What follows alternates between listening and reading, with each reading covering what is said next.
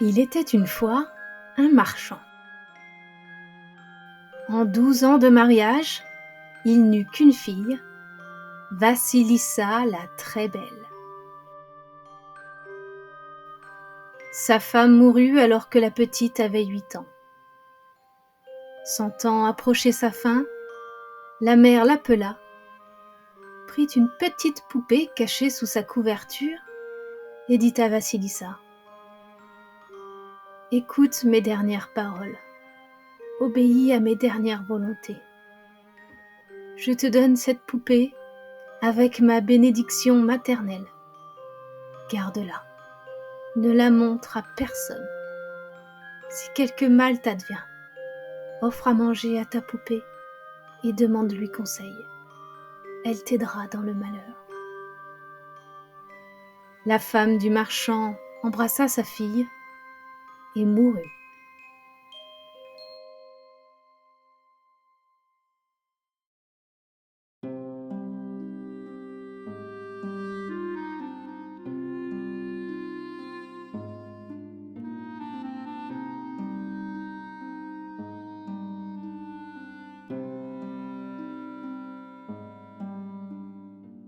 Le veuf se désola comme il convient, puis songea à se remarier. C'était un homme bon, et il ne manquait pas de prétendantes. Mais il choisit une femme plus très jeune, veuve comme lui, avec 2 filles de l'âge de la sienne. Une bonne ménagère, s'est-il dit, et mère de famille avisée. Il l'épousa donc, mais il se trompa. Sa femme n'était pas une bonne mère pour sa Vassilissa. La marâtre et ses filles étaient jalouses de la beauté de Vassilissa. Elles la tourmentaient, l'accablaient de besogne, pour que le vent et le soleil la fassent noircir, que le travail la fasse dépérir. Mais Vassilissa supportait tout sans se plaindre, et devenait chaque jour plus belle, chaque jour plus blanche et rose.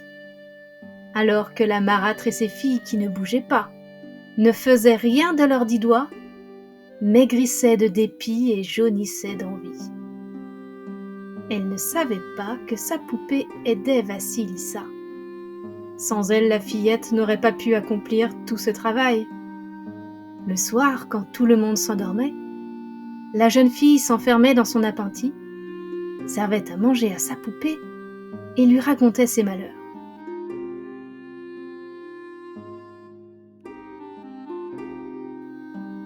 Petite poupée, mange et écoute mes peines. Triste est la maison de mon père, la méchante marâtre veut ma perte. Dis-moi, qu'est-ce que je dois faire ? La poupée mangeait, puis elle consolait Vassilissa, la conseillait, et au matin faisait tout le travail à sa place. Vassilissa se repose à la fraîcheur, cueille des fleurs, et pendant ce temps le potager est sarclé, l'eau puisée, les choux arrosés, le feu allumé. La poupée lui indiquait même une herbe contre le bronzage. Et la jeune fille choyait sa poupée, lui gardait les meilleurs morceaux.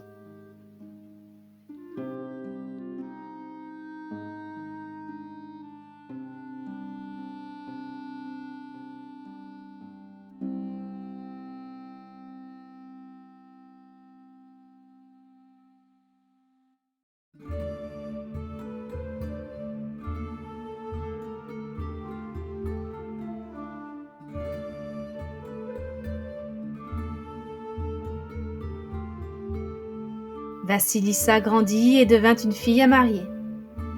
Tous les garçons de la ville demandent la main de Vassilissa et personne ne regarde les filles de la marâtre. Alors la marâtre se met à haïr Vassilissa encore plus fort et répond au prétendant : « Je ne marierai pas la fille cadette avant les aînés. » Et après le départ des garçons, elle bat Vassilissa pour se venger.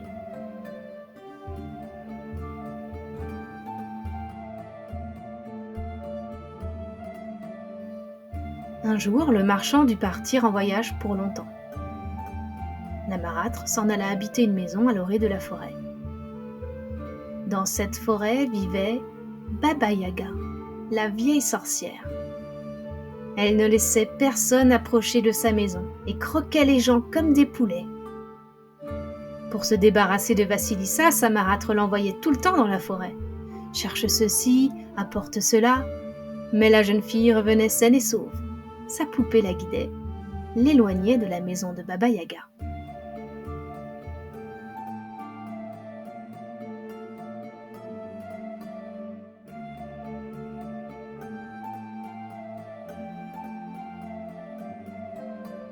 L'automne vint. Durant les longues soirées, les filles travaillaient. L'une à faire de la dentelle, l'autre à tricoter des bas et Vassilissa à filer le lin. La marâtre leur donna leurs tâches pour la nuit et se coucha, ne laissant qu'une chandelle allumée pour les travailleuses. L'une de ses filles fit mine de moucher la chandelle avec une pince et l'éteignit, comme sa mère lui avait ordonné. Quel malheur! L'ouvrage n'est pas terminé et il n'y a pas de feu dans la maison. Il faut aller demander du feu à Baba Yaga. Qui va y aller? Pas moi, dit la dentelière. Avec mes épingles, j'y vois clair. Ni moi, dit la tricoteuse. Mes aiguilles brillent, j'y vois bien. Et toutes les deux s'en prirent à Vassilissa. C'est à toi d'aller chercher du feu chez Baba Yaga. Et elles la poussèrent hors de la pièce. Vassilissa courut à son appentis, servit le souper à sa poupée, lui dit en pleurant. « Petite poupée, mange et écoute ma peine. On me dit d'aller chez Baba Yaga. Elle va me dévorer. »« Ne crains rien, lui répondit la poupée. Prends-moi avec toi et va tranquillement où l'on t'envoie. Tant que je suis là, rien ne peut t'arriver. » Vassilissa mit sa poupée dans sa poche, se signa et s'en alla dans la forêt obscure.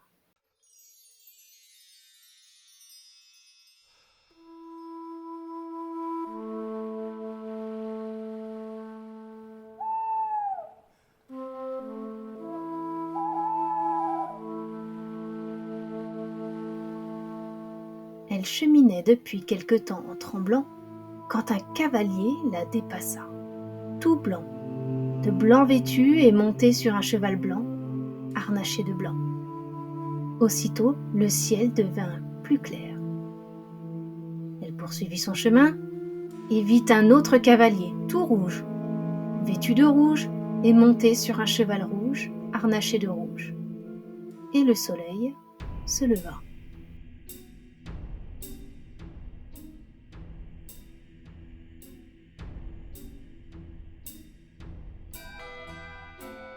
Ce n'est qu'au soir tombant que Vassilissa atteignit la clairière où vivait Baba Yaga. La clôture de sa maison était faite d'ossements.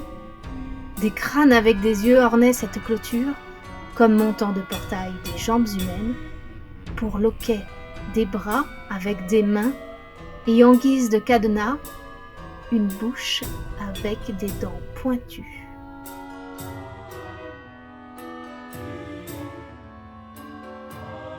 La pauvre jeune fille trembla comme une feuille en voyant ça, quand un cavalier arriva, tout noir, de noir vêtu, et monté sur un cheval noir, harnaché de noir.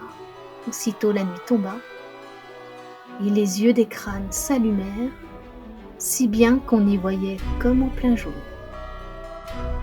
Vassilissa aurait bien voulu se sauver, mais la peur la clouait sur place.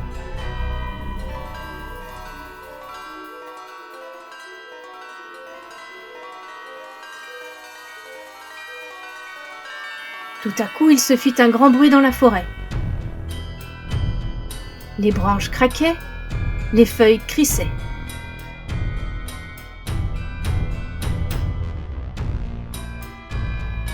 Et déboucha dans la clairière Baba Yaga, vieille sorcière.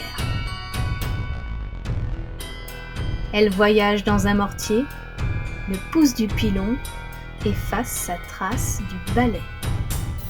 Le mortier s'arrêta devant le portail. Baba Yaga huma l'air et s'écria « Ça sent la chair russe par ici. Qui est-ce » Toute tremblante, Vassilissa s'approcha, en saluant bas. « C'est moi, grand-mère. Les filles de ma marâtre m'ont envoyé chez toi te demander du feu.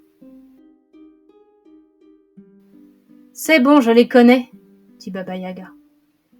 Tu vas rester ici et me servir. Si le travail est bien fait, je te donnerai du feu. Autrement, je te mangerai. Baba Yaga se tourna vers le portail et cria « Déverrouillez-vous, cadenas résistant! Large portail, ouvre-toi !» Le portail s'ouvrit et Baba Yaga roula dans la cour en sifflotant. Vassilissa la suivit et le portail se referma.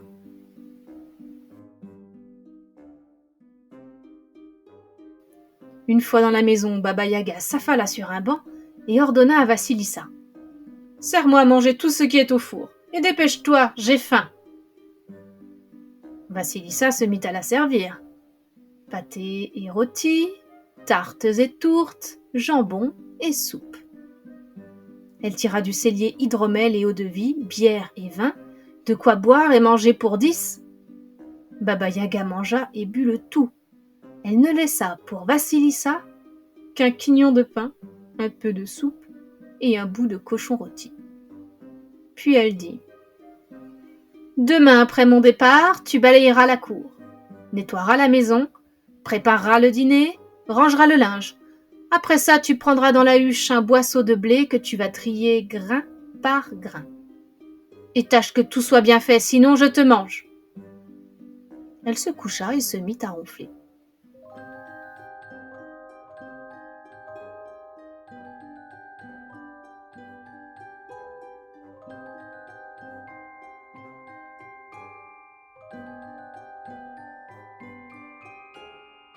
Vassilissa mit devant sa poupée les restes du souper de Baba Yaga et lui dit en pleurant « Petite poupée, mange et écoute ma peine.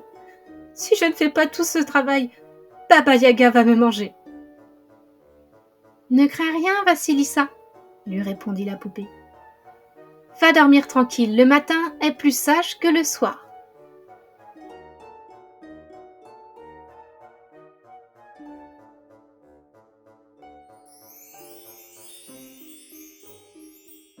Vassilissa se leva avant l'aube, mais Baba Yaga était déjà debout. Bientôt les yeux des crânes s'éteignirent, passa le cavalier blanc et le jour se leva. Baba Yaga sortit dans la cour et siffla. Aussitôt le mortier vint se ranger devant elle avec le pilon et le balai. Le cavalier rouge passa et le soleil apparut. Baba Yaga monta dans son équipage et fila bon train. Elle voyage dans un mortier, le pouce du pilon efface sa trace du balai.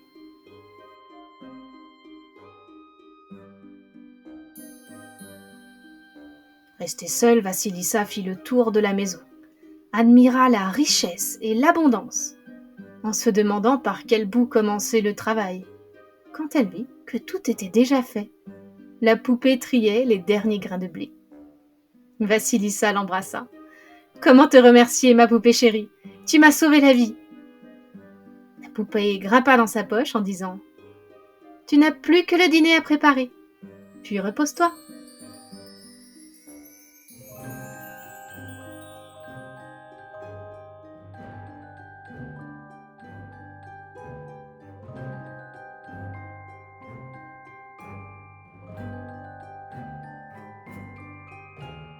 Au soir tombant, Vassilissa mit la table.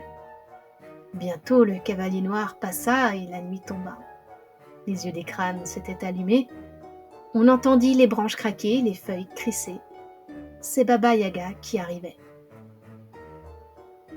Vassilissa sortit à sa rencontre. « Le travail est-il fait ?» demanda Baba Yaga. « Vois par toi-même, grand-mère, » répondit la jeune fille. Baba Yaga inspecta tout, regarda partout sans trouver rien à redire. Elle grogna « Bon, ça peut aller », puis appela « Fidèles serviteurs, mes amis de cour, venez moudre mon blé. » Alors 3 paires de bras ont apparu, ont emporté le grain hors de la vue. Baba Yaga dîna et se coucha en disant Demain, en plus de tout ce que tu as fait aujourd'hui, tu vas trier un boisseau de graines de pavot. De la terre s'y est mêlée. Tâche qu'il n'en reste pas trace, sinon je te mange. » Elle se mit à ronfler. Vassilissa servit sa poupée, qui mangea et lui dit comme la veille. « Va dormir tranquille, tout sera fait, Vassilissa chérie. Le matin est plus sage que le soir. »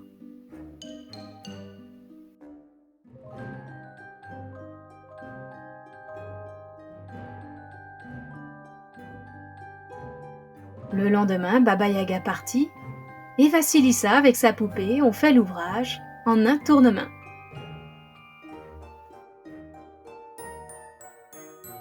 À son retour, Baba Yaga inspecta tout, regarda dans tous les recoins, ne trouva rien à redire.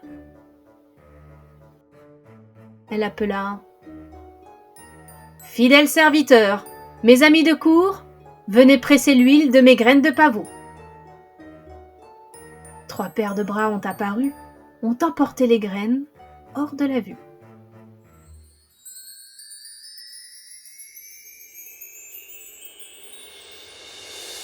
Baba Yaga s'attabla pour dîner. Vassilissa la servait en silence, et la sorcière grommela. « Pourquoi ne dis-tu rien? Tu es là, comme une muette. »« C'est que je n'osais pas, grand-mère. Mais si tu le permets, je voudrais bien te demander quelque chose. »« Demande, mais toute question n'est pas bonne à poser. D'en savoir trop long, on vieillit trop vite. »« Je voudrais que tu m'expliques ce que j'ai vu, grand-mère. En venant chez toi, un cavalier blanc m'a croisé. Qui est-il ? » ?»« C'est mon jour clair, » répondit Baba Yaga. « Après ça, j'ai vu un cavalier tout rouge. Qui est-ce ? » ?»« C'est mon soleil ardent. » »« Et puis j'ai vu un cavalier tout noir. Qui est-ce ? » ?»« C'est ma sombre nuit, » répondit Baba Yaga. « Tous 3 sont mes serviteurs fidèles. » Vassilissa pensait aux 3 paires de bras, mais n'en souffla mot. Baba Yaga lui dit « Eh bien, tu ne me poses plus de questions ? »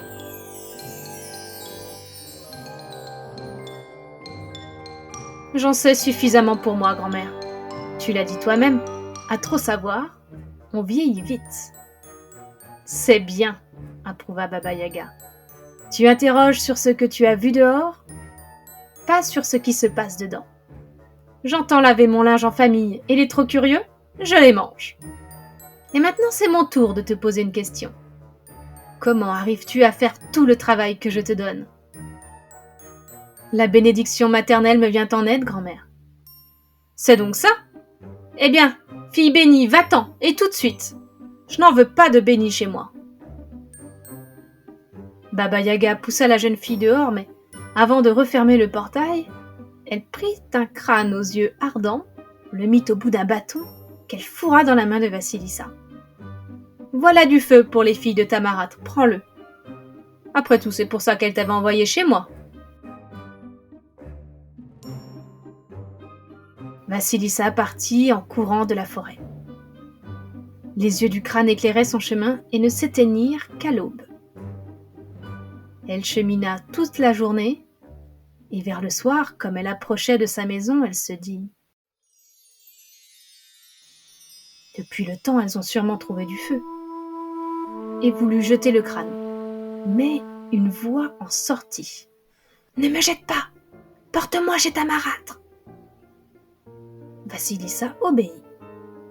En arrivant, elle fut bien étonnée de ne pas voir de lumière dans la maison. Plus étonnée encore de voir la marâtre et ses filles l'accueillir avec grande joie. Depuis son départ, lui dit-on, pas moyen d'avoir du feu dans la maison. Celui qu'on allume ne prend pas. Celui qu'on amène de chez le voisin s'éteint. Le tien se gardera mieux peut-être, dit la marâtre. Vassilissa apporta le crâne dans la chambre. Aussitôt, les yeux brûlants se fixèrent sur la marâtre et ses filles, les suivant partout. En vain tentait-elle de fuir ou de se cacher. Les yeux les poursuivaient, et avant l'aube, il n'en resta que cendre. Seule Vassilissa n'avait aucun mal.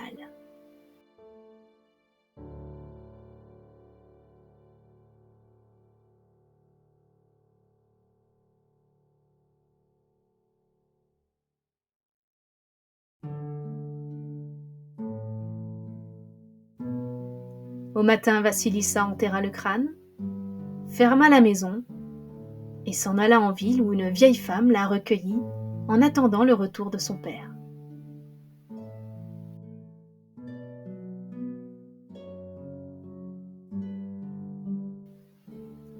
Un jour, Vassilissa dit à la vieille : « Je m'ennuie à ne rien faire, grand-mère. Achète-moi du beau lin, je vais le filer. » La vieille lui apporta du lin et Vassilissa se mit au travail. Le fil s'étire sous ses mains, fin et solide. Elle eut vite fini de filer, voulut se mettre à tisser, mais aucun métier n'était assez fin pour son fil. C'est encore sa poupée qui l'aida, qui lui fabriqua un beau métier. Vassilissa se remit à l'ouvrage et à la fin de l'hiver, la toile était tissée, si mince, si fine, qu'on aurait pu la faire passer par le chat d'une aiguille. Au printemps, on fit blanchir la toile et Vassilissa dit à la vieille femme : « Va au marché, grand-mère, vends cette toile et garde l'argent. » Mais la vieille se récria : « Tu n'y songes pas, ma fille. Une telle marchandise, je vais la porter chez le tsar. » Elle s'installa devant le palais, commença à aller et venir à côté des fenêtres. Le tsar la remarqua et l'appela. « Que fais-tu là, bonne vieille ? Que veux-tu ? » ?»« Je t'apporte une denrée rare, comme votre majesté n'est pas près d'en voir. » Le tsar fit entrer la vieille et s'émerveilla de la toile. « Combien en demandes-tu, bonne vieille ? Une toile pareille n'a pas de prix. Nul ne peut l'acheter. Le tsar seul peut la porter. Je te l'offre en présent. » Le tsar remercia la vieille qui partit, chargée de cadeaux. Le tsar donna la toile à ses tailleurs pour qu'ils lui en fassent des chemises. Ces chemises, ils les coupèrent, mais pour ce qui est de les coudre, rien à faire. Ni tailleur, ni lingère n'osaient œuvrer une toile aussi fine. Le tsar, impatient, envoya chercher la vieille femme et dit : « Puisque tu as su tisser la toile, tu sauras coudre mes chemises. » « Cette toile ne sort pas de mes mains. Ma fille adoptive l'a filée et tissée. Eh bien, elle n'a qu'à coudre mes chemises. » Quand la vieille lui rapporta l'affaire, Vassilissa sourit.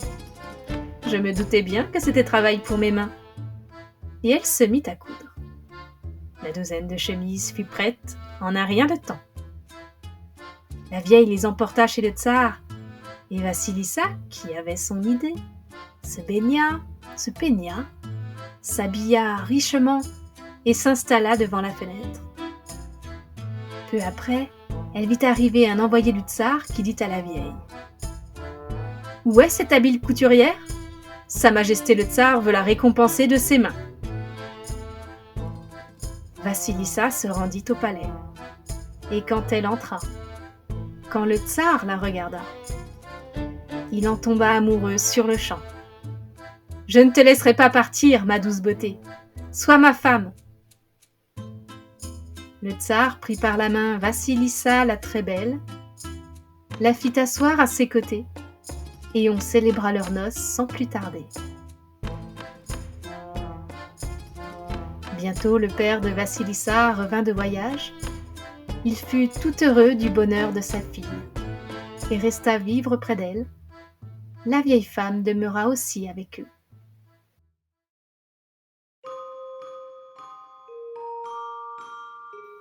Et toute sa vie, la tsarine Vassilissa porta sa poupée sur elle, dans sa poche.